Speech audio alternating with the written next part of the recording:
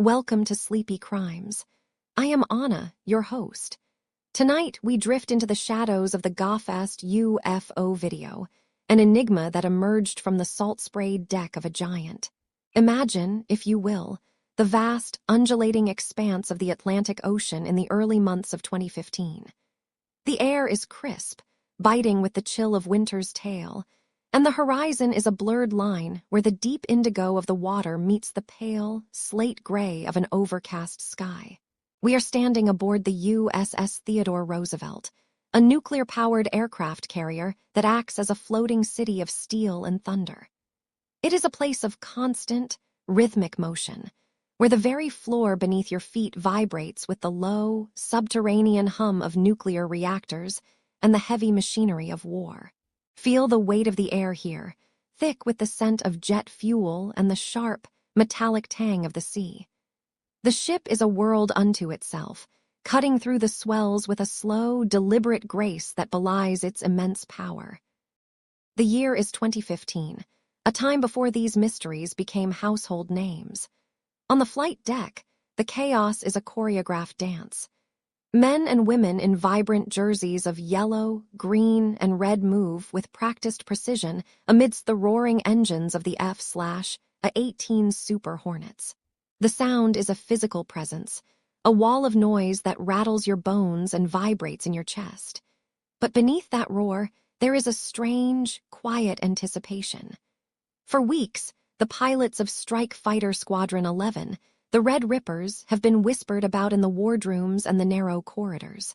They speak of things seen on their new radar screens, strange echoes that should not be there. They talk of silhouettes that dance on the edge of the clouds, moving with a speed and a fluidity that defies the laws of aerodynamics they have spent their lives mastering. Tonight, we are joining them in that cold, high-altitude sanctuary where the world below falls away and only the sensors remain. Close your eyes and picture the cockpit of a Super Hornet. It is a cramped, intimate space, illuminated by the soft, ghostly glow of multifunction displays. The primary colors are a dim, technological green and a deep, obsidian black. Outside the canopy, the Atlantic is a dark, textured carpet thousands of feet below. The pilot, settled into the seat, feels the gentle, persistent pressure of the G-suit against their legs. There is a profound sense of isolation up here, a disconnection from the earth that is both liberating and haunting. The only sound is the rhythmic, mechanical hiss of the oxygen system and the distant, muffled whine of the twin engines. It is in this quietude, this high-velocity solitude, that the anomalies began to manifest. It started not with a visual sighting, but with the electronic eyes of the ship and the jets. The new radar systems, a generational leap in technology, were beginning to see things that the older systems had simply ignored as noise or atmospheric interference. The pilots initially thought it was a glitch, a phantom in the code of their sophisticated machines. They called them gauzy blobs, little more than digital artifacts that would appear on the screens, hovering at altitudes of 30,000 feet or skimming just above the white-capped waves. These objects would remain stationary for hours, defying the fierce winds that howl across the Atlantic, or they would suddenly accelerate to hypersonic speeds without a visible exhaust trail or a sonic boom. As we fly alongside them in our minds, imagine the confusion of a seasoned aviator, someone who has spent thousands of hours in the sky, suddenly faced with something that does not belong. The sensor at the heart of our story is the Raytheon Advanced Targeting Forward-Looking Infrared Pod, a cylinder of glass and silicon tucked beneath the belly of the jet. It is designed to see the heat of an enemy's engine, the friction of a wing against the air. But as it scanned the horizon of the Atlantic in 2015, it found something that was neither hot nor cold in the way a machine should be. The ocean below Jacksonville, Florida, is particularly vast and unforgiving. In January and February of that year, the waters were a churning mess of 60-degree currents. The pilots were out there daily, practicing their combat maneuvers, preparing for a deployment that would take them far from these shores. Every time they took to the air, the objects were there. It became a routine mystery, a background radiation of the strange. They would see them on the radar, a cluster of 5 or 6 objects following the strike group like curious predators. In the wardroom, the pilots joked about them, calling them those damn things, but the humor was a shield for a growing, quiet unease. How could something stay in the air for 12 hours at a time? Where did they come from, and why were they so interested in the Theodore Roosevelt? The atmosphere was thick with the unknown, a tension that built with every sortie launched from the steam-powered catapults. The specific mission that would give us the Gofast video was supposed to be ordinary. It was a clear day, the sun reflecting off the water in long, shimmering streaks of silver. The jet was cruising at 25,000 feet, its sensors sweeping the empty air. The pilot and the weapons systems officer were focused on their mission parameters, their hands moving over the controls with the muscle memory of years of training. Then the sensor locked. A small, white, oval-shaped object appeared on the screen, zipping across the ocean's surface far below them. On the infrared display, it looked like a cold, bright pearl against the darker, warmer water. There was no wings, no tail, no visible means of propulsion. It was just moving, fast and low, a solitary traveler across the blue-gray void. The pilots' voices, caught on the recording, reveal a rare moment of genuine, unscripted wonder. Oh my gosh, dude. Look at that thing fly. It was the moment the theoretical became undeniable, the moment the horizon of the Atlantic revealed a secret it had been keeping in the spray and the mist. As we settle into the details of this encounter, let the rhythmic sound of the waves and the low hum of the ship's engines fill your mind. We are at the very beginning of a mystery that spans years and miles of open water. The USS Theodore Roosevelt continues its steady journey through the swells, a mountain of steel in a world of water. The anomalies are no longer just blips on a screen. They are a presence, a weight on the consciousness of the men and women who fly into the dark. The calm before the storm has passed, and the electronic anomalies have coalesced into a single, undeniable image of something that should not exist. We are drifting now, further into the chill of the Atlantic, watching that small white speck as it races toward the edge of our understanding. Breathe in the salt air. Feel the vibration of the deck. We are just getting started, and the ocean is very, very deep. The cockpit of a Super Hornet is a world defined by a soft, rhythmic hum and the dim, emerald glow of glass displays. Outside the canopy, the Atlantic night is a vast, ink-black void, where the horizon dissolves into the stars. But inside, it is warm and buzzing with the pulse of modern warfare. In the years between 2014 and 2015, the men and women of the carrier strike group began to notice a change in this digital sanctuary. It started as a subtle whisper in the machinery, a flicker of something that shouldn't be there. As we glide through the upper atmosphere, imagine the sheer isolation of the pilot. You are suspended 30,000 feet above a freezing, restless sea, encased in titanium and carbon fiber, trusting your life to the invisible waves of energy being cast out from the nose of your aircraft. The fleet was undergoing a quiet revolution at the time, a transition of the senses. The older mechanical radar systems, which physically swept back and forth like a lighthouse beam, were being replaced. In their place came the APG-79, an active electronically scanned array. This was the pinnacle of human engineering, a solid-state marvel that used thousands of tiny modules to steer beams of energy at the speed of light. It was silent, motionless, and incredibly precise. It was designed to see further, to track more, and to eliminate the clutter of the natural world. The pilots called it the eyes of the fleet. They expected clarity, a sharpened vision of the skies that would leave no room for doubt. But as the new systems came online, they didn't just see the world more clearly. They began to see things that defied the very logic of the sky. It began with the appearance of what the aviators called ghosts. On the crisp, high-resolution screens of the 79 radar, small, solid tracks would materialize. These were not the fuzzy, ambiguous blips of the past.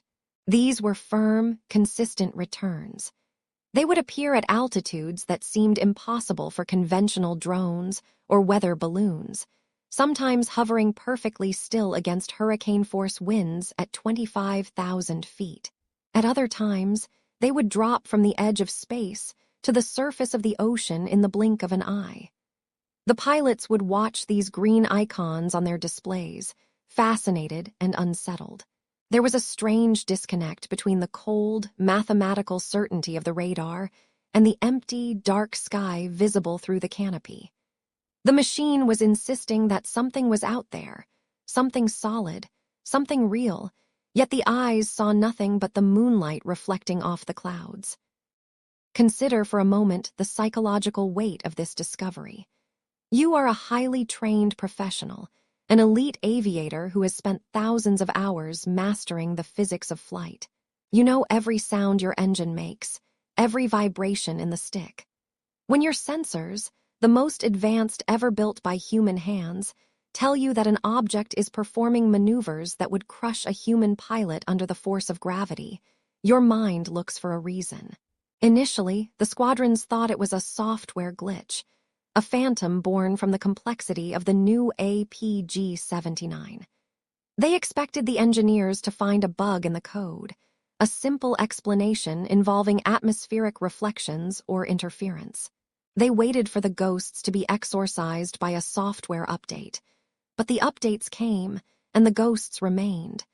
If anything, they became clearer, more defined, and more daring. The persistence of these objects began to weave a tapestry of unease through the Red Ripper's squadron. They weren't seeing these anomalies once or twice a month. They were seeing them almost daily. It became a routine part of their training missions off the coast of Virginia and Florida. The pilots would take off from the deck of the Roosevelt, climb into the training range, and within minutes, the radar would lock onto a formation of these strangers. They moved with a predatory grace, or sometimes with a baffling lack of inertia. They would follow the jets at a distance, staying just out of visual range, as if they were observing the observers. The hum of the cockpit, once a sound of comfort and technological superiority, now felt like a lonely signal fire in a landscape occupied by something unknown. The pilots were no longer alone in the restricted airspace. As the weeks turned into months, the technical data began to pile up. The APG-79 was recording speeds and altitudes that contradicted everything the pilots knew about aerodynamics. These objects had no wings, no visible engines, and no exhaust plumes that the thermal cameras could detect. They were simply there, existing in a space that was supposed to be empty and secure. The transition to the new radar had pulled back a curtain, revealing a hidden layer of reality that had perhaps always been present, just beyond the reach of our older, cruder instruments. The ghosts were no longer just blips on a screen. They were a challenge to our understanding of the physical world. The pilots were standing on the edge of a vast, silent discovery, waiting for the moment when the digital echoes would finally take a physical form. And soon, that moment would arrive, captured in a sequence of infrared light that would eventually stun the world. The ready room of a United States Navy aircraft carrier is a place of ritual and heavy silence. It is a windowless sanctuary buried deep within the steel heart of the ship, smelling of ozone, industrial cleaning agents, and the stale, bitter scent of coffee that has been warming for hours. The lighting is often dim, a soft, artificial glow that reflects off the worn leather of the flight chairs, where elite aviators sit to debrief after hours of straining against the limits of human endurance. It was within these confined walls, aboard the USS Theodore Roosevelt in early 2015, that the atmosphere began to shift. The professional bravado of the pilots, usually as solid as the titanium hulls of their jets, was being eroded by something they could not name. They would return from the training ranges off the coast of Florida and Virginia, not with the usual talk of tactical maneuvers or mechanical gripes, but with a quiet, unsettling confusion that seemed to linger in the air like a heavy mist.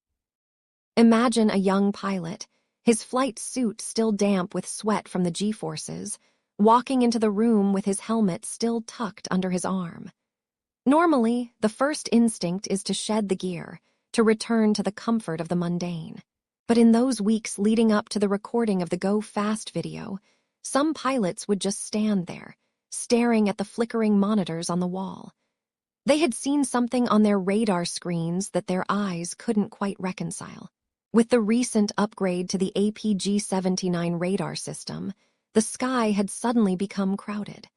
What they once thought was mere electronic noise or atmospheric interference was now appearing as solid, trackable targets. In the low light of the ready room, they would huddle in small groups, whispering about the objects that seemed to hover in hurricane-force winds of 120 knots without moving an inch, or those that would suddenly dart across the horizon at speeds that should have torn any known airframe apart. The whispers grew into a steady hum of concern. One pilot, fresh from a mission, described an encounter that felt like a glitch in reality itself. He spoke of a dark gray or black cube, perfectly suspended inside a clear, translucent sphere. It had no wings, no visible engines, and no exhaust plumes trailing behind it. It simply existed in the airspace, stationary and defiant. When he shared this in the ready room, the usual skepticism was notably absent. There were no jokes about little green men. Instead, there was a collective, heavy realization that their billion-dollar machines, the absolute pinnacle of human engineering, were being outclassed by something they didn't understand. The pilots would lean over the digital displays, replaying the sensor data from the Go Fast encounter, watching that small, white, oval shape as it skimmed just above the whitecaps of the Atlantic Ocean, seemingly oblivious to the friction of the air or the laws of momentum. There is a specific kind of unease that comes when a hunter realizes they are being watched. These aviators were trained to be the predators of the sky, yet they were encountering phenomena that treated them with a chilling indifference. In the ready room, they discussed the safety risks with a clinical detachment that masked a deeper anxiety. They were flying at hundreds of miles per hour in tight formations, and these objects were appearing directly in their flight paths. One pilot recalled a near collision where an object passed between two jets, missing the lead cockpit by only 50 feet. The shock on his face when he returned to the ship was something his colleagues would never forget. He sat in his chair, his mouth slightly open, eyes fixed on a point in the distance that no one else could see. It wasn't just about the technology anymore. It was about the fundamental uncertainty of what was sharing their workspace. The Go Fast video itself, with its frantic audio of pilots shouting in excitement and disbelief, was just a fragment of a much larger, more haunting story. Behind that minute of footage were hundreds of hours of these quiet conversations in the dark. Pilots would wonder if the objects were part of a highly classified domestic program that they simply weren't cleared to know about. They hoped that was the answer, because the alternative, that an adversary or something even more foreign was operating with impunity in their training ranges, was too much to contemplate before a night's sleep. They filed safety reports, documenting the incidents as unidentified aerial phenomena, a new term meant to strip away the stigma of the past. Yet, as the reports were sent up the chain of command, they often vanished into the bureaucratic machinery of the Navy, leaving the pilots alone with their questions and the constant, low-frequency hum of the carrier's engines. As the night deepened over the Atlantic, the ready room would eventually empty, leaving only the smell of the sea and the faint glow of the standby lights. But for the men and women who had seen the Go Fast object or its silent companions, the sky had changed forever. It was no longer just a battlefield or a playground. It was a place of mystery. They would lie in their narrow bunks, the ship swaying gently beneath them, and think about that small, white shape racing across the water at 13,000 feet. They thought about the way it moved without effort, and the way it seemed to watch them back. The technical data was one thing, but the human memory of those whispers in the ready room was another. It was a shared secret, a weight they all carried, waiting for the day when the shadows they saw on their screens would finally step into the light of day. The morning of January 21st, 2015, began with the same industrial rhythm that had governed the USS Theodore Roosevelt for weeks. Out in the vast, rolling gray of the Atlantic, the carrier was a floating city of steel, its nuclear heart pulsing with a low-frequency vibration that most of the crew no longer even heard. It was a deep, bone-deep hum that signaled stability in a world of water. On the flight deck, the air was a sharp mixture of salt spray and the oily, metallic scent of jet exhaust. The sun had yet to fully clear the horizon, leaving the sky in a bruised state of purple and deep indigo.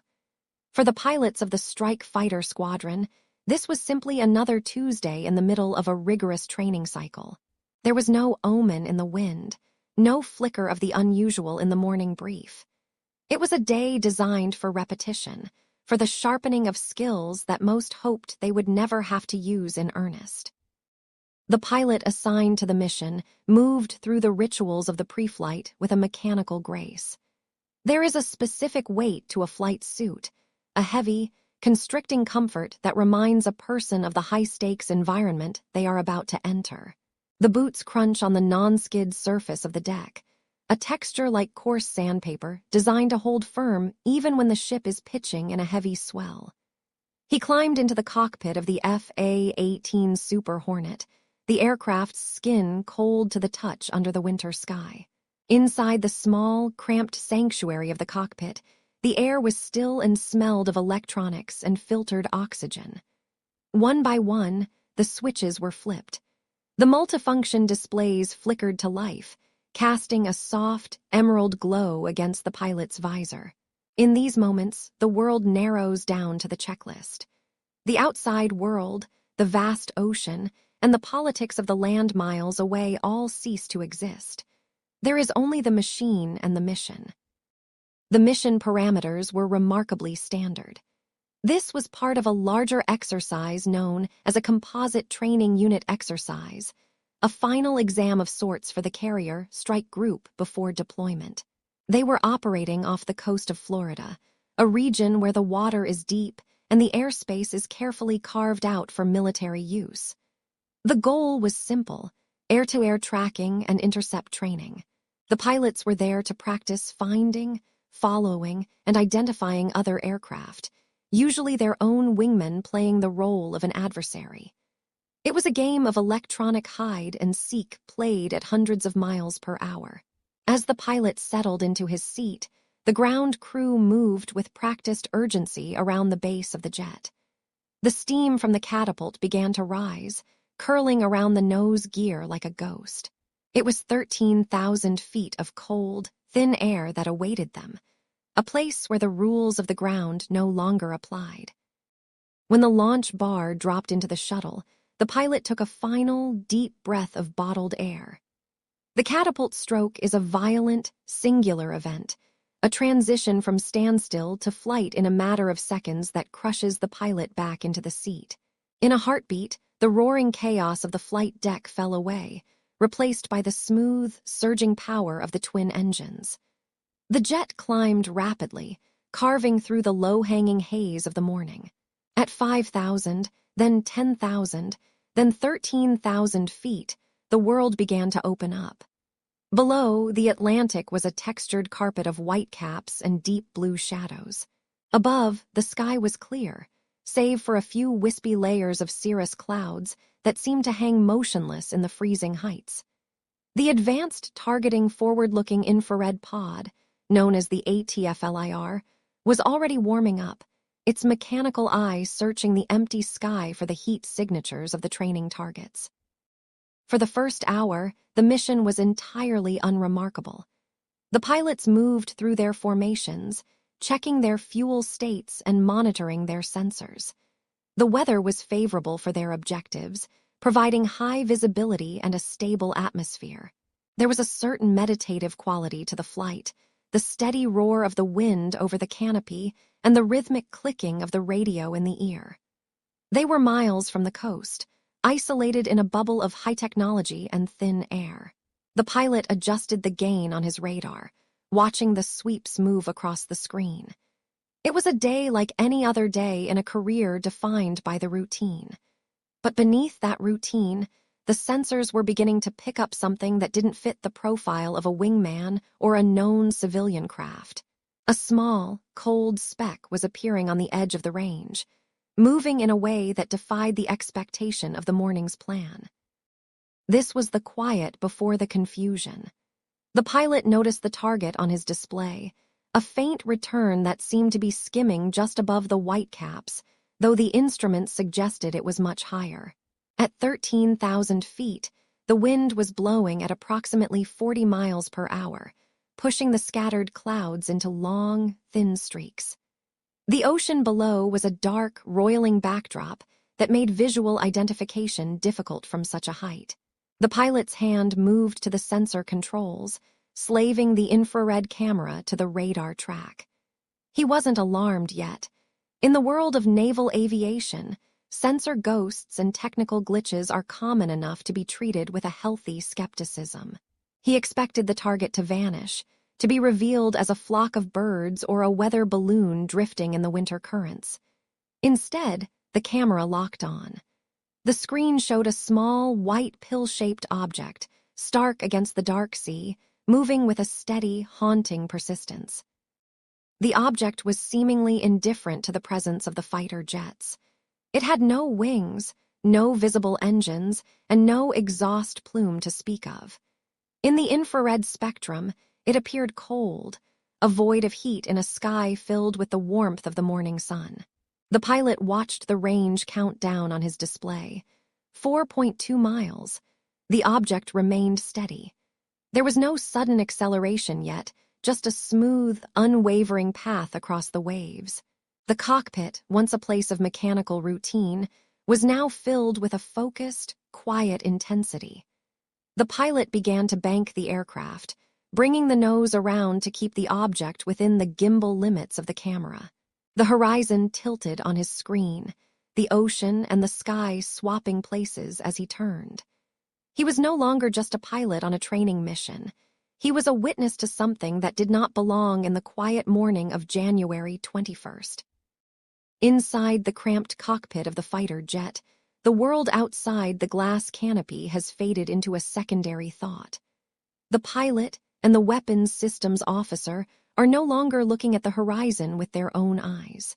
Instead, they are staring into the luminescent glow of the multifunction displays, where the world is rendered in the stark, uncompromising shades of infrared. This is the realm of the ATFLIR pod, a sophisticated mechanical cylinder clinging to the underbelly of the aircraft. Within its metallic housing, a complex arrangement of mirrors and sensors rotates with a precision that feels almost surgical. It is a mechanical eye, designed to find heat in a cold world, and tonight it is hunting for something that the radar insists is there, yet the sky refuses to reveal. The display is a monochromatic dreamscape. In this mode, the vast Atlantic Ocean below is not blue, but a textured expanse of dark grays and deep obsidian. Every wave crest is a minute shift in thermal energy, a flickering highlight against the cold, dense mass of the water. The interface is crystalline and cold. Digital readouts flicker at the edges of the screen, showing coordinates and altitudes in a language of symbols and English words. There are no digits here, only the steady pulse of data. In the center, the targeting crosshairs remain steady, a thin green geometry that represents the pinnacle of human engineering. The pod slews across the ocean's surface, its movement smooth and rhythmic, like a predator scanning the tall grass for the slightest twitch of a shadow. The pilot manipulates a small sensor controller, a joystick no larger than a thumb. With every microscopic movement, the mechanical eye miles below his seat pivots. The search is methodical. They are looking for a heat signature, the telltale white bloom of a jet engine or the friction of a hull moving through the atmosphere. But as the pod pans across the whitecaps, it finds only the indifferent cold of the sea. The thermal contrast is low, making the search feel like looking for a ghost in a mirror. The electronics within the pod are cooled by liquid nitrogen to nearly absolute zero, a necessary state to ensure that the sensor's own heat does not blind its vision. In this frozen silence, the machine listens for the infrared whispers of the unknown. Suddenly, a shape enters the field of view. It is small, a mere speck of pale gray against the darker backdrop of the waves. On the display, it looks like a single, blurred pixel that has dared to defy the static of the ocean.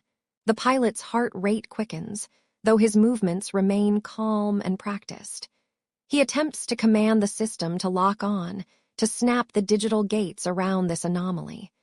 This is the moment where technology meets the inexplicable. The computer calculates the distance, the relative velocity, and the thermal delta, but the object is slippery. It does not bloom with the expected heat of a combustion engine. It is a cool silhouette, a solid shape that seems to absorb the infrared light rather than reflecting it. It is a void in the sensor's logic. The screen flickers as the system struggles to maintain a track. The words, "attempting lock," might as well be a prayer whispered into the digital wind. The object is moving low, skimming just above the whitecaps of the Atlantic, appearing to race across the surface at a speed that confuses the targeting algorithms. To the human eye, it is a mystery. To the ATFLIR pod, it is a technical paradox. The sensors are designed to recognize the heat of a missile or the profile of an enemy jet, but this thing has no wings, no exhaust, and no thermal footprint. It is simply there, a cold, dark oval gliding through a world of gray, indifferent to the high-tech gaze that has finally managed to find it in the dark. Inside the cockpit of the F/A-18 Super Hornet, the world is a composition of deep shadows and sharp, luminous edges. It is 2015, and the jet is cruising at 25,000 feet above the restless Atlantic. There is a specific, lonely quality to the air up here, recycled, thin, and smelling faintly of ozone and heated metal.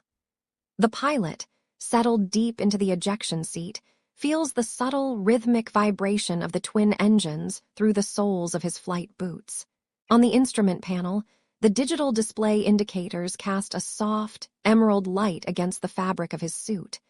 It is a quiet, solitary place, a cocoon of multi-million-dollar technology hurtling through the stratosphere.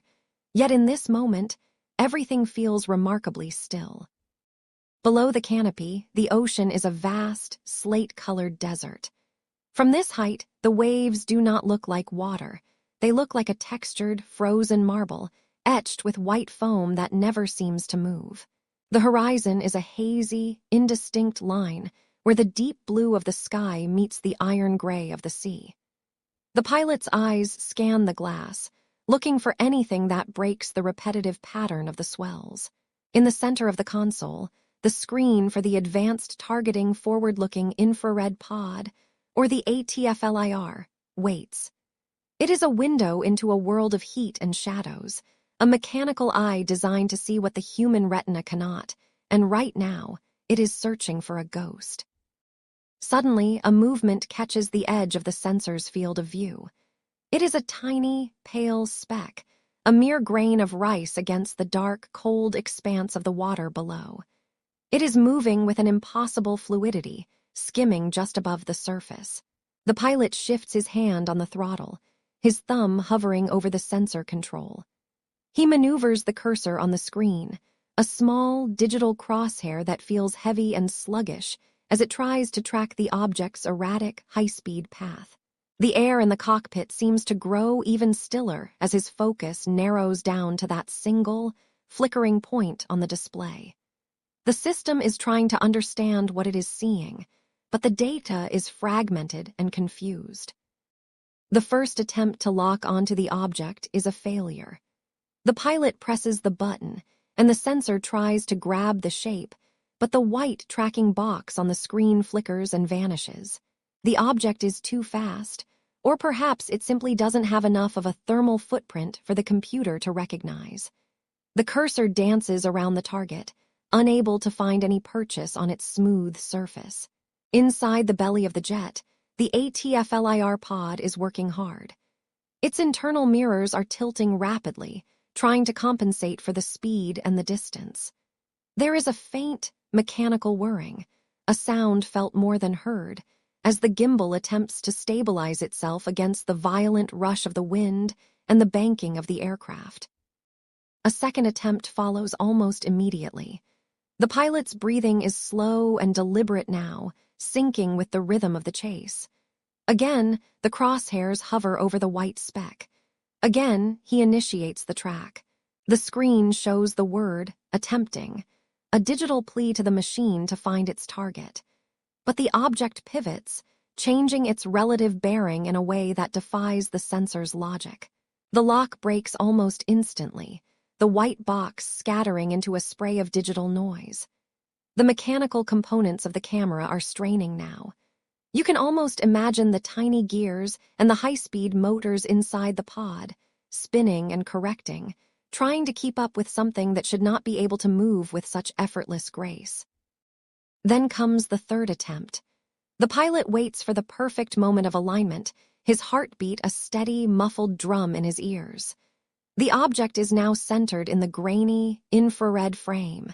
He clicks the control once more. This time, something different happens. The mechanical struggle reaches a crescendo, and then a sudden, satisfying snap occurs. The white box locks. It doesn't flicker, it doesn't jump. It grips the object with a digital ferocity. On the audio recording, the pilot's voice finally breaks through the technical silence, a mixture of disbelief and pure adrenaline. "Whoa," he says. "Got it."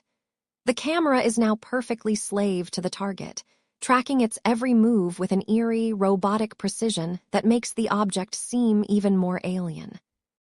Now that the target is locked, the details begin to emerge, though they provide more questions than answers.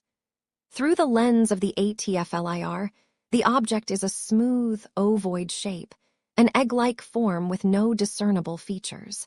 There are no wings to provide lift, no tail to provide stability, and most strikingly, no exhaust plume. Every known aircraft, from the smallest drone to the largest fighter jet, leaves a heat signature in the infrared spectrum. But this thing is cold. It is a pale ghost, moving at hundreds of knots just feet above the white caps.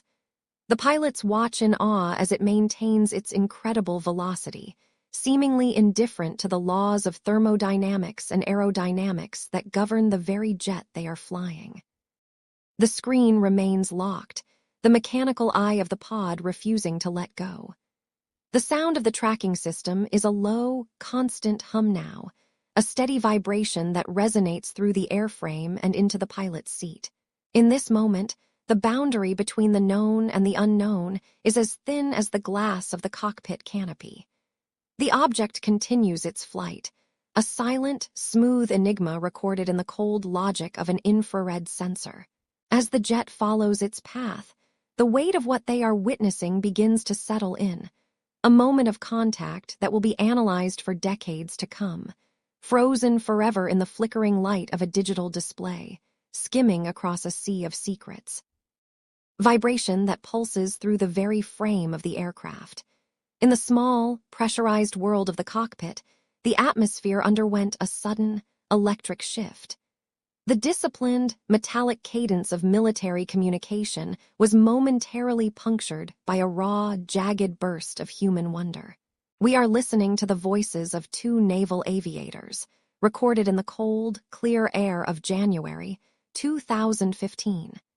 They are high above the Atlantic, off the eastern coast of the United States, cocooned in a multi-million-dollar machine designed for clarity and precision. Yet as the tracking system finally bites into the target, the professional mask slips. You can hear it in the first exclamation. "Whoa, I got it." It is not just the words, but the pitch, a rising inflection of pure, startled adrenaline. The hunt, which had been a series of frustrated attempts and slipping shadows, has suddenly solidified into a hard lock. The audio is a texture of its own, a fine mist of electronic noise and the rhythmic, pressurized hiss of oxygen through their masks. Beneath that mechanical breath, there is a second voice, a laugh that sounds almost out of place in a combat zone. It is the laugh of the bewildered. "Ha ha ha," the second pilot exclaims, his voice thick with a kind of giddy disbelief that defies his years of training. "What is that, man?" he asks. It is a question that carries the weight of the entire mystery. He isn't asking for a tactical designation or a known silhouette. He is asking from a place of fundamental human curiosity, staring at a small, white, oval shape that seems to be skimming the surface of the dark, velvet ocean below with an effortless, terrifying grace. The ocean beneath them appears as a textured, gray blur, a vast and indifferent witness to the strangeness unfolding in the sky. As we listen deeper, we begin to understand why their voices carry such a strange, ecstatic tension. They are looking at the numbers on their heads-up display, numbers that tell a story of physical defiance. At 25,000 feet, the wind is a formidable force, a river of air screaming at 120 knots. Any conventional craft would be fighting that current, its engines straining, its wings buffeted by the invisible hand of the atmosphere. But this object, this go-fast anomaly, is moving directly into the teeth of that gale. It does not wobble. It does not tilt. It slices through the headwind as if the air itself were a vacuum.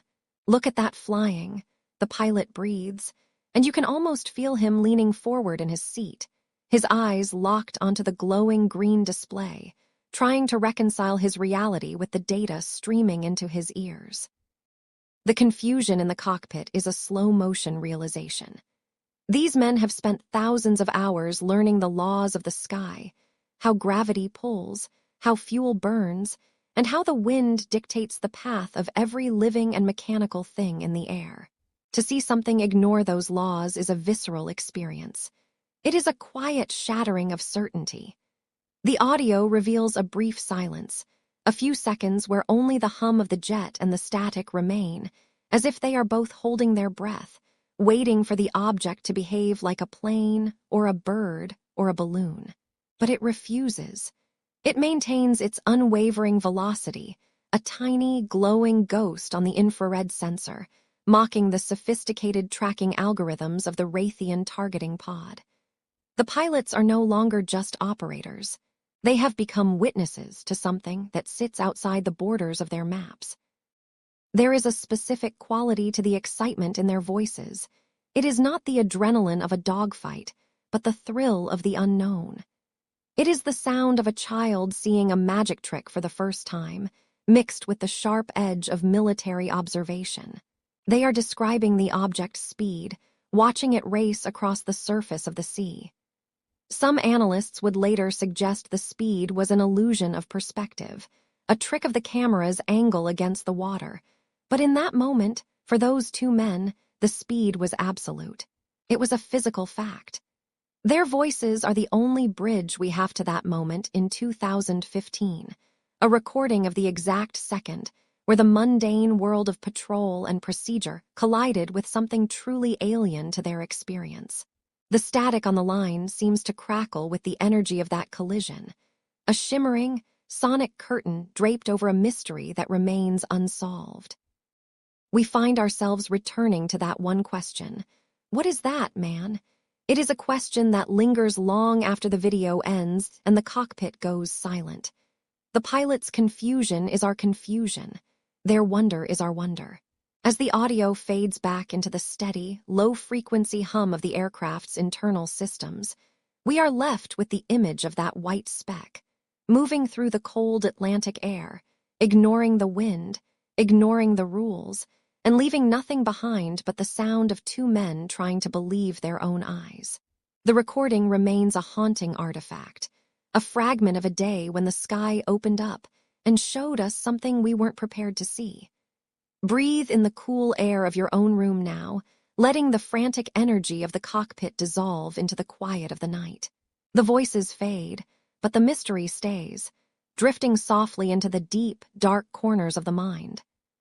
Imagine the cockpit of an FA-18 Super Hornet, suspended high above the Atlantic Ocean in the early weeks of January 2015.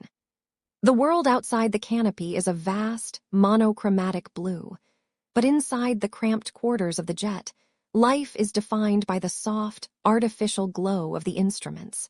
There is a constant, low-frequency hum, a vibration that travels through the pilot's flight suit and into their bones. It is the sound of immense power held in check. Your eyes rest on the targeting screen, a digital window into a world of thermal shadows and infrared light. The screen is grainy, textured with a fine digital dust that flickers in the dim light of the cabin. Here, the ocean below is not water, but a shifting expanse of cold grays and whites, captured by the advanced sensors of the targeting pod. Everything is familiar, everything is routine, until a single pixel of light refuses to behave like the rest. The sensor sweeps, seeking a lock, and then, with a sharp mechanical snap, the targeting gates close around a small, brilliant shape. It is a moment of profound visual clarity amidst the electronic noise. On the monitor, the object appears as a small, luminous white oval. It is strikingly bright against the darker, cooler tones of the waves far below. The shape is simple, almost primitive.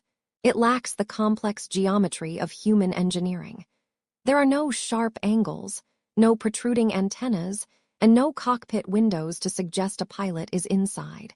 It is smooth, rounded like a polished river stone or a small, white pill. As the camera zooms, the grain of the video tightens, and the object stays perfectly centered within the crosshairs, a ghostly seed of light drifting across a digital void. You find yourself leaning closer, trying to find a seam or a mark on its surface, but there is only a flawless, featureless glow. What is most unsettling is what you do not see. Every aircraft in the history of human flight has been defined by its surfaces. We understand the logic of wings, the broad, flat spans designed to catch the air and lift a heavy frame into the sky. We understand the necessity of tails and rudders, the stabilizers that keep a craft from tumbling into the abyss. But as you watch this object on the screen, these basic rules of physics seem to vanish. The white oval has no wings. It has no tail. It has no vertical stabilizers to guide its path. It is a solid, unified mass that moves through the air with an indifference to aerodynamics that feels almost insulting to the machine you are currently piloting. It does not bank like a plane. It does not tilt its nose. It simply exists, a smooth and silent pebble skipping across the surface of the atmosphere. Your eyes drift to the area behind the object, searching for the telltale signs of propulsion. In the world of infrared, heat is a loud, screaming signal. A standard jet engine leaves a massive, swirling plume of hot gas in its wake, a trail of fire that shows up on these sensors as a dark, jagged scar against the sky. Even the smallest drone produces a thermal signature, a concentrated point of heat where the motor works to overcome gravity. But behind this white oval, the screen is eerily clear. There is no exhaust. There is no shimmering heat haze. There is no plume of chemical fire pushing it forward. The air directly behind the object is as cold as the air surrounding it. It moves without the violence of combustion, without the struggle of an engine fighting the wind. It glides with a haunting, effortless grace that makes the hair on your neck stand still. The stillness of the object is perhaps its most hypnotic quality. While the pilots in the video are heard shouting in a mixture of excitement and disbelief, the object itself remains profoundly calm. It does not vibrate from the stress of its velocity. It does not shudder as it passes through different layers of air pressure. On the screen, it appears to be locked in a state of perfect equilibrium. Even though the telemetry data suggests it is moving at a significant speed, there is no visible sign of effort. No rudders twitch to maintain its course. No flaps extend to slow it down. It is a silent, white void moving through a noisy world. It is as if the object is not flying through the air, but rather the air is simply moving around it, unable to touch or affect its smooth, oval surface. It is a shape that refuses to explain itself, a mystery contained within a few dozen pixels of infrared light. In the quiet of the night, as we look back at that grainy footage from 2015, the simplicity of the shape is what lingers. We are used to complexity, to the loud and visible workings of our world's technology. But this object, this Gofast anomaly, offers us nothing but a smooth, white surface. It is a mirror for our own questions. Without wings, how does it stay aloft? Without an engine, how does it move? Without a tail, how does it steer? The screen offers no answers, only the steady, unblinking image of that white oval, drifting over the Atlantic. It is the shape of the unknown, a silent traveler in a realm where we thought we knew all the rules. The more you stare at that small, glowing pill, the more you realize that the most terrifying thing about it isn't what it's doing, but how perfectly still it seems while it does it. The roar of the engines finally dies down, replaced by the rhythmic, metallic clatter of the flight deck. The pilot, still feeling the vibration of the cockpit in his bones, steps out into the heavy, salt-laden air of the Atlantic. There is a specific scent here, a mixture of burnt fuel and the vast, cold ocean that clings to every surface. As the crew swarms the aircraft, their movements are practiced and silent, a choreographed dance under the dim, red-tinted lights of the carrier.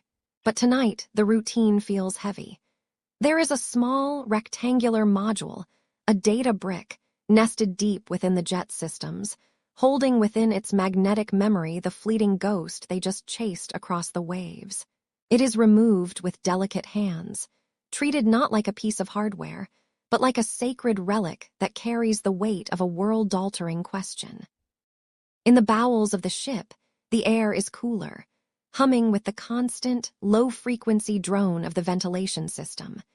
The module is carried through narrow, gray corridors where the walls seem to pulse with the ship's own mechanical heartbeat. Inside the intelligence center, the screens are bright, casting a harsh, blue glow on the faces of the officers waiting there. They do not speak much. The silence is thick, filled only by the soft click of the module being slotted into a high-security terminal. There is a momentary pause, a flicker on the monitor, and then the data begins to flow. It travels through thick, shielded cables, a stream of binary code representing that strange, white shape. It is here, in this windowless room, that the footage first transforms from a pilot's memory into a permanent digital record, a ghost captured in a machine. They play it back, over and over. The room is so quiet you can hear the faint whirring of the server's cooling fans. On the screen, the object skims the water, its edges sharp against the grayscale thermal background. The intelligence officers lean in, their eyes scanning the telemetry data. The degrees, the headings, the altitudes, all written out in flickering white text. They look for the familiar, for the heat of an exhaust or the tilt of a wing, but they find only that smooth, cold surface. There is a profound sense of unease that settles into the floorboards. To see something so clearly, yet understand it so little, creates a void in the room. They are documenting a mystery, building a file that will soon be stamped with the heavy ink of classification, destined to be tucked away where the sunlight of public scrutiny cannot reach it. The decision to classify is not a loud event. It is the steady, methodical closing of a door. Orders are whispered, digital permissions are restricted, and the footage is moved into what some call the vault of secrets. It is uploaded to a server that exists on a network isolated from the rest of the world, a digital island surrounded by walls of encryption.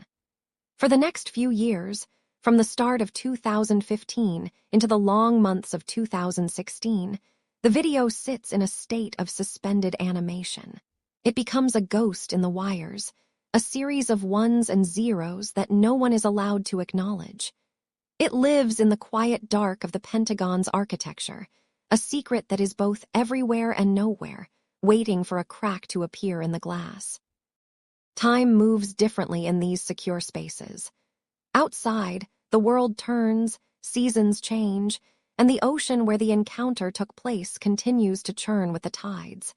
But inside the server room, the environment is sterile and unchanging. The temperature is kept at a constant, chilling degree to preserve the delicate circuitry.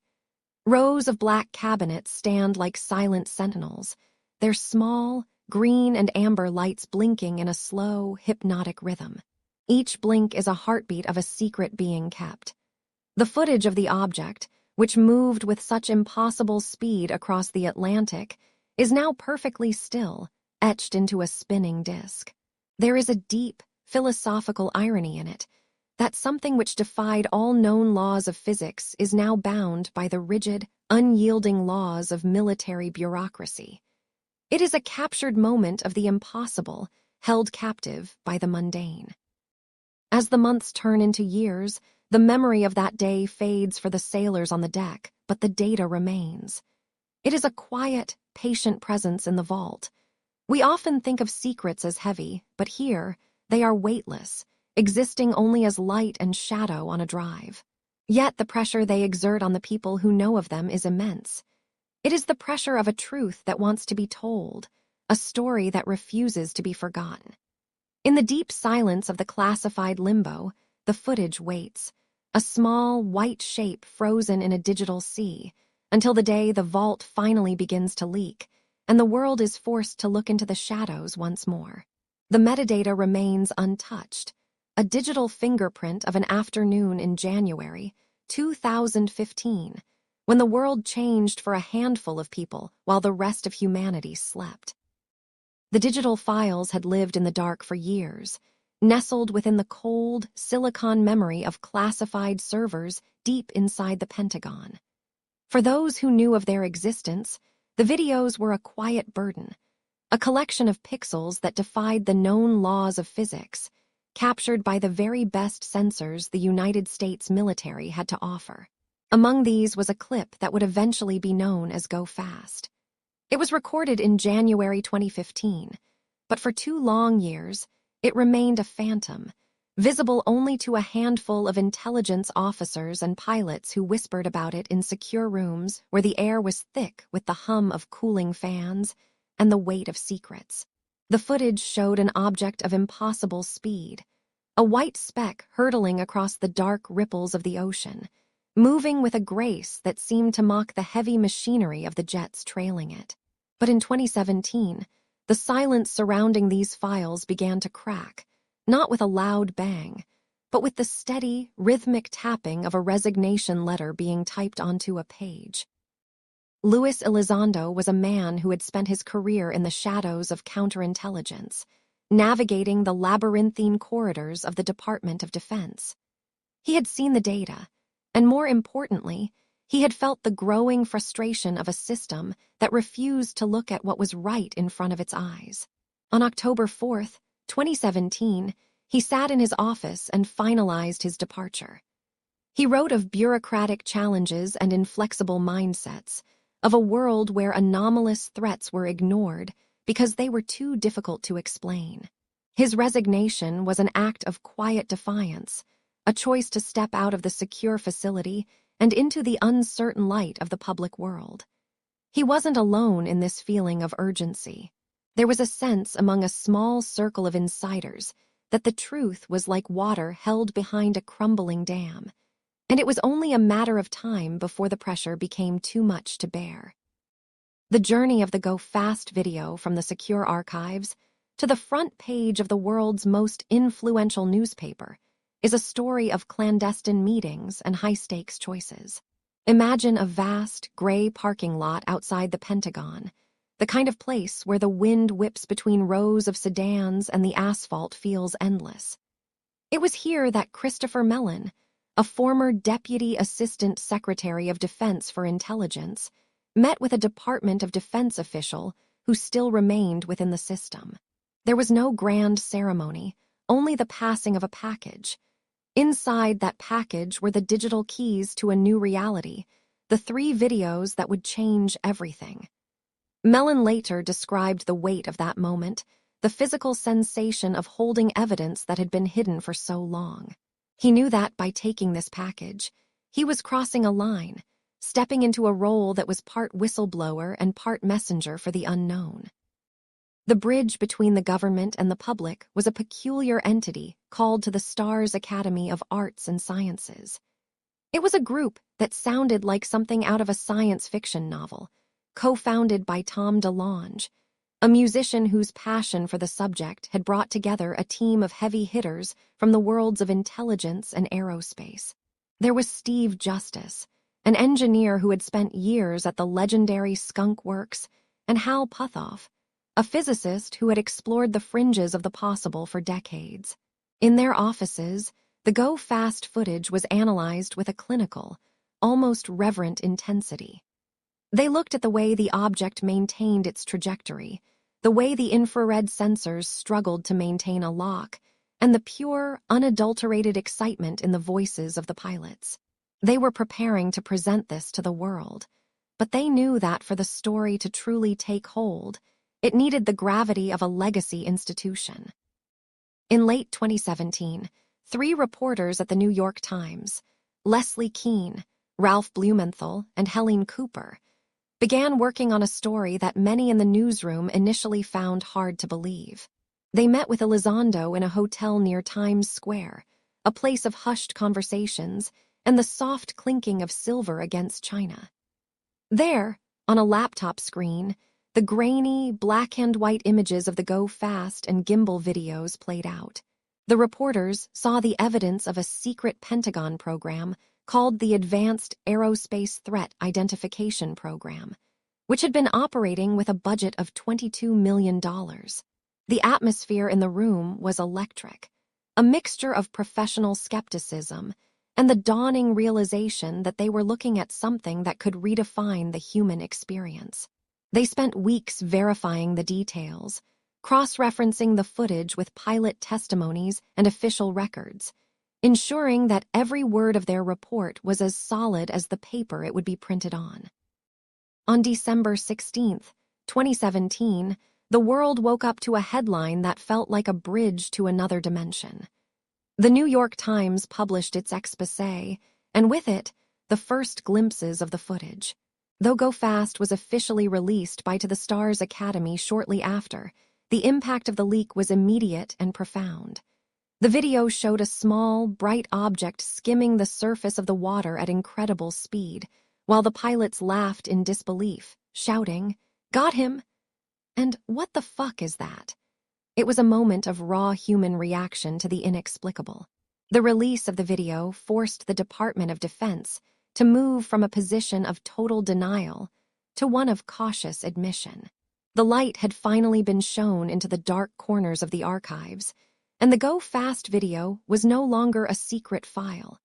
It was a global phenomenon, a flickering testament to the fact that there are still things in our skies that we cannot name, and secrets that eventually, inevitably, find their way into the light. The world felt very small in April of 2020. Outside the windows of our homes, the streets were hushed, and a strange, heavy stillness had settled over the globe. But while the busy hum of humanity had paused, something else was stirring in the digital corridors of the Pentagon. On the 27th day of that month, a quiet update appeared on the official website of the Department of Defense. It was a statement that, in any other era, might have stopped time entirely. The American government was finally, formally, stepping out of the shadows. They were releasing 3 unclassified videos that had already been whispered about for years in the flickering corners of the internet. One was from a day in late 2004, but the others belonged to a cold January in 2015. They were moving from the realm of leaked curiosity into the hard, cold light of official record. The air in those high-level offices must have felt thick with the weight of the word authorized. Imagine the scene inside the Department of Defense, where the hum of cooling fans provides a constant, low-frequency rhythm to the work of the day. A spokesperson named Susan Go issued the statement, her words chosen with the precision of a surgeon. The department, she explained, had determined that the release of these videos did not reveal any sensitive military capabilities or systems. It was a clinical admission, yet it carried a profound echo. By authorizing the release, the Pentagon was not just sharing footage. They were validating the experiences of the men and women who fly into the unknown every day. They were admitting that the objects seen on those grainy, monochromatic screens were real. For decades, the very idea of such things had been relegated to the world of late-night radio and hushed conspiracies.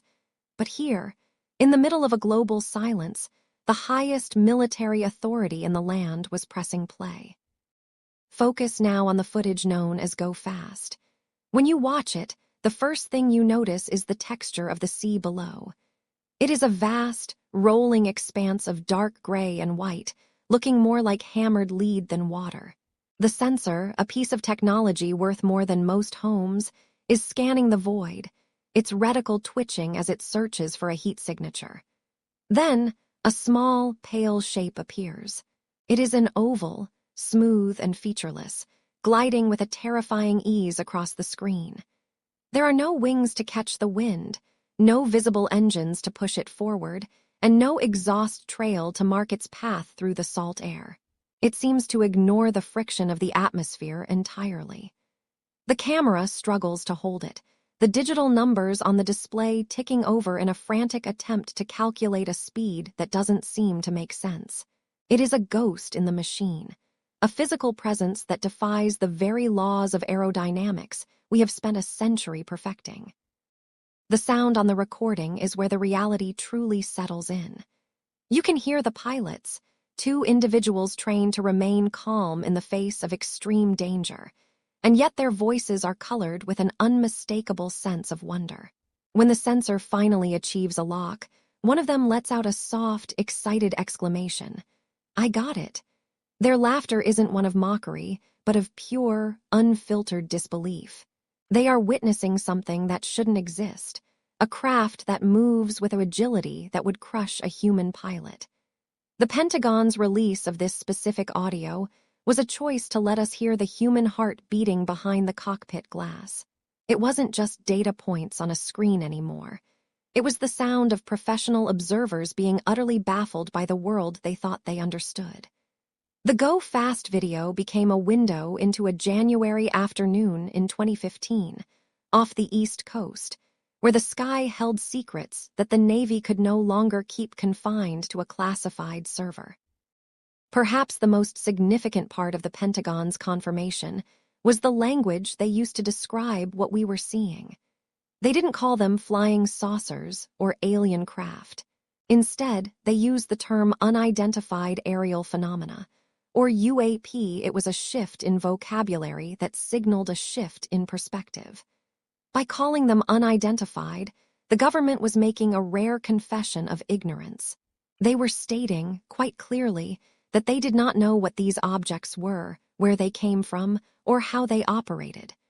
This wasn't just a release of old files, it was a surrender of the narrative.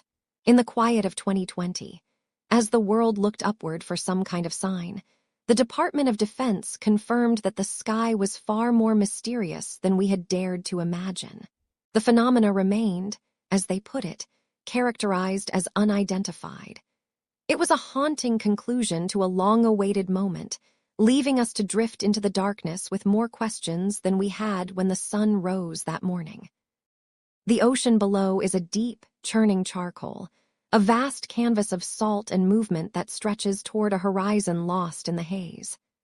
High above, within the pressurized cocoon of the FA-18 Super Hornet, the air is thin and recycled, smelling faintly of ozone and flight suits.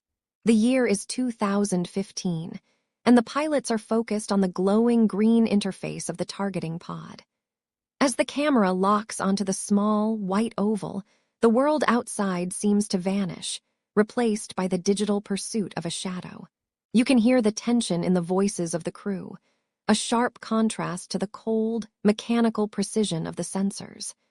They are witnessing something they cannot explain, a speck of light that seems to defy the very laws of the sky they have spent their lives mastering. In the video, the object appears to be skimming just above the whitecaps, streaking across the water at a pace that suggests a technology far beyond our own. The pilots react with a mixture of professional shock and raw wonder, their exclamation of "Look at that thing," echoing through the history of unidentified phenomena. To them, the speed is undeniable.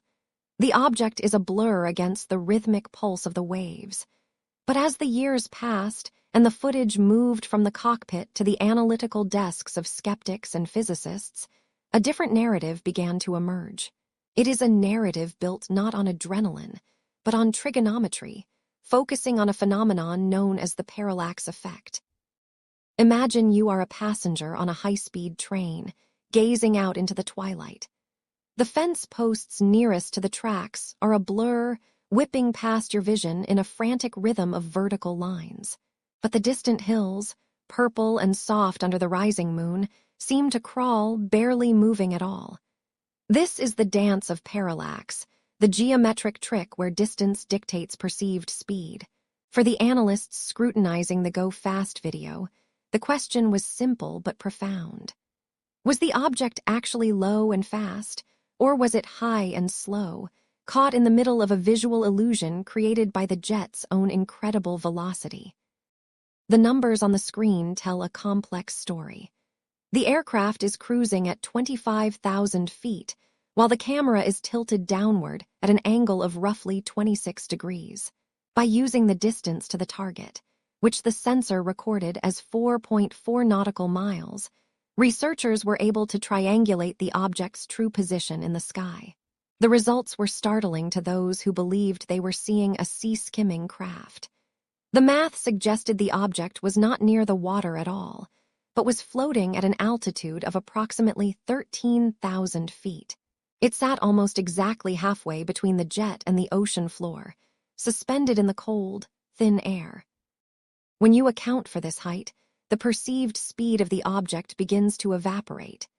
Instead of moving at hundreds of miles per hour, the calculations suggest a much humbler velocity of about 40 miles per hour. This speed is remarkably consistent with the wind currents documented at that specific altitude on that January day. To the analytical eye, the craft is no longer a hypersonic visitor, but perhaps a balloon or a stray piece of debris, drifting helplessly with the breeze while the fighter jet circles it at 400 miles per hour. The fast-moving background of the ocean waves is what provides the illusion, creating a sense of motion where there might only be a slow, quiet drift. Yet, even with the math laid bare, a haunting question remains. Why were the pilots so convinced? These are individuals trained to interpret sensor data in high-stress environments, yet they saw something that felt fundamentally extraordinary. The Go Fast video becomes a study in the conflict between human intuition and digital reality. We are left to wonder if the instruments and the geometry capture the whole truth, or if there is a quality to the encounter that escapes the cold reach of trigonometry. As we drift further into the data, the white speck remains a mystery, caught between the certainty of a calculated balloon and the lingering wonder of a pilot's eyes. Imagine the sound of the Potomac River at night, a dark ribbon winding past the monuments of power. The roar of the fighter jets is far away now, replaced by the hushed, climate-controlled silence of the capital. For decades, the stories of what pilots saw over the waves were kept in flight bags and whispered in dimly lit hangars, never quite making it onto the official ledger of the state. But as the footage of the object we know as Go Fast began to circulate, first as a frantic whisper, and then as a public roar, the cold marble of Washington began to vibrate with a new kind of curiosity. The transition from the cockpit to the committee room was not sudden. It was a slow, heavy movement, like a massive ship turning in the dark, guided by a tide that could no longer be held back. In the spring of 2020, while the world was quieted by other, more earthly fears, the Pentagon made a choice that changed the landscape of the sky forever. On a Monday in late April, they officially released 3 videos that had already become legends in the digital underground. By putting their stamp on the Gofast footage, along with its siblings, the government did something they had avoided for generations. They admitted that these things were real. More importantly, they admitted they did not know what they were. It was a moment of profound vulnerability for an institution built on the principle of knowing everything. The grainy, black and white shapes were no longer just anomalies on a screen.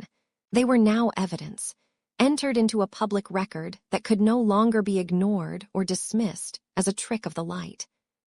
With this official admission came a sudden and deliberate transformation of language. The term UFO, long burdened by the weight of science fiction and late-night speculation, began to fade in official circles. In its place rose a new acronym, cold and clinical, UAP, or unidentified aerial phenomena. This was more than just a name change. It was a linguistic sanitization. It was a way to invite serious men and women in tailored suits to discuss the impossible without a trace of a smile. The corridors of the Senate began to echo with talk of sensor fusion, infrared signatures, and range Fowlers. It was no longer about the folklore of the stars. It was about the integrity of our airspace and the safety of those who fly within it. The mystery was being repackaged for a bureaucracy that required spreadsheets and official signatures to function. By August of 2020, the machinery of the state had produced a new entity, the Unidentified Aerial Phenomena Task Force. Established by the Deputy Secretary of Defense, its mission was clear yet haunting: to detect, analyze, and catalog these incursions. Imagine the windowless rooms where these analysts sat, reviewing hours of infrared footage in near-total silence, looking for the same erratic movements that had stunned the pilots years before. They were tasked with finding a pattern in the chaos, a logic in the illogical. The Go Fast video became a primary text for this new school of thought, a single piece of a puzzle that refused to fit, even as more and more reports were added to the table from across every branch of the military. The tension reached a peak in June of 2021. A report was due, a summary of everything the government had gathered since the mid-2000s. When the document finally arrived, it carried the weight of decades of expectation on its thin, unclassified pages. It spoke of 144 reports, almost all of them unexplained. It described objects that moved without discernible means of propulsion, staying stationary in high winds or maneuvering with a grace that defied our understanding of physics.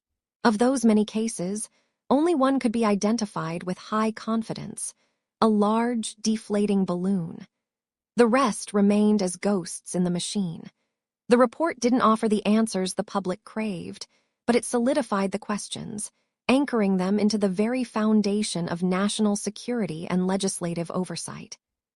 As the sun sets over the National Mall, the shadows of the monuments stretch long and thin, much like the reach of these ongoing investigations. The creation of the All-Domain Anomaly Resolution Office followed, continuing the work of the task force under a new, even broader mandate. The Go Fast video was the spark that forced the light of day into the darkest corners of government archives. We have moved from a time of quiet denial to an era of cautious transparency. The sky is no longer just a canvas for our dreams or a path for our commerce. It is a domain of intense interest, a place where the unknown is being tracked, logged, and studied.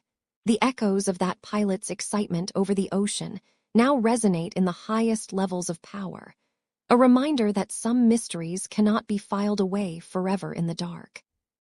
As the sun sets over the National Mall, the shadows of the monuments stretch long and thin, much like the reach of these ongoing investigations.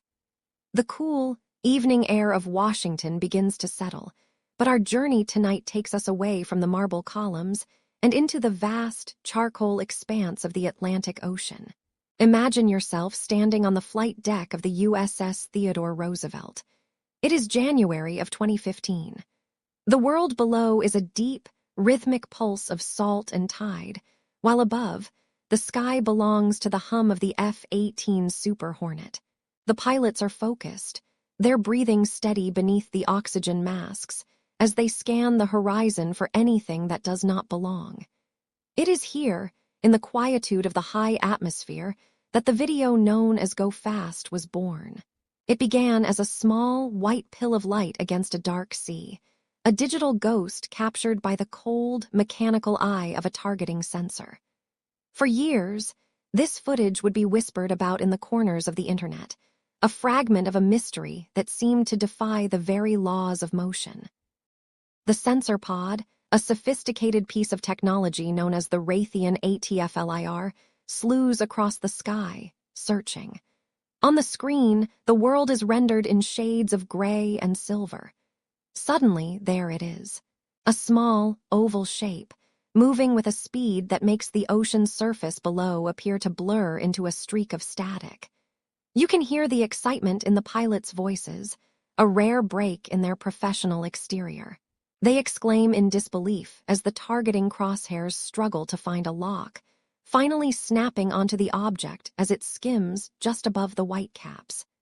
For nearly a decade, this 35-second clip served as the ultimate evidence for those who believed we were being visited by something beyond our understanding.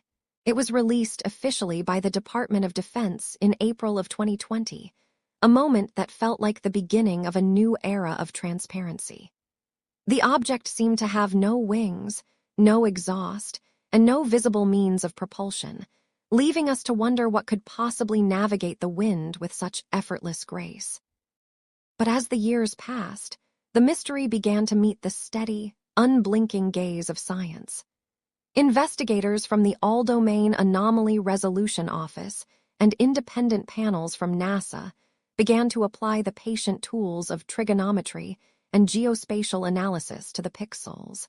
They looked at the angle of the camera, the speed of the jet, and the distance to the water. What they found was a phenomenon known as parallax. Think of how the moon seems to follow your car as you drive down a dark highway, while the trees near the road whip past in a blur. This is the trick of the eye that the Go Fast video played on all of us. By calculating the geometry of the shot, scientists determined that the object was not actually skimming the waves at hundreds of knots. Instead, it was drifting slowly at an altitude of approximately 13,000 feet. Its apparent speed was an illusion, a beautiful and haunting deception created by the high-velocity movement of the jet itself. The mystery was not in the craft, but in the way we perceive the world through the narrow lens of a camera. Even with this explanation, the significance of the Go Fast video has not diminished. It marks a profound transition in our history, the moment when the stigma of the unidentified began to dissolve like morning mist. For 70 years, those who reported seeing strange things in the sky were often met with laughter or silence. But now, the conversation has moved from the fringe into the bright, sterile light of the laboratory. We have traded the folklore of the 1950s for the data sets of 2024 and 2025. Government officials now stand before Congress, not to hide secrets, but to explain them with mathematics. This shift from fear to curiosity, from mockery to measurement, is perhaps the most important descent of all.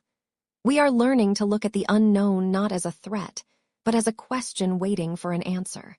The sky is no longer a place of ghosts, but a canvas for our growing understanding of physics and the natural world. As we reflect on these digital shadows, we realize that the truth is often more grounded than our imagination, yet no less wondrous. The Go Fast object may have been a weather balloon or a stray piece of equipment caught in the high-altitude winds, moving at a mere 40 miles per hour.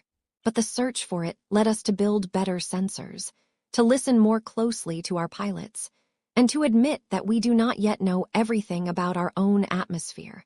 The ocean still hides its secrets, and the horizon still stretches out into the infinite blue. We are travelers on a small planet, looking up, trying to make sense of the flickering lights. As we close this chapter of our investigation, We find peace in the clarity that science brings. The anomalies are being cataloged, the data is being refined, and the world feels just a little bit safer for it. The giants of the sky are being measured, and the shadows are retreating. The engines of the F-18 have faded now, replaced by the soft silence of the night. The data screens have gone dark, and the files are being tucked away into the archives. We have traveled from the bustling streets of the capital to the lonely heights of the Atlantic, chasing a white speck that taught us how to see more clearly. There is a comfort in knowing that for every mystery, there is a mind working to solve it. Let the weight of the day fall away from your shoulders. The world is vast, but it is also understood. The case rests now. Let the details fade. You are safe. Close your eyes, breathe deeply, and have a good night. Sleep well.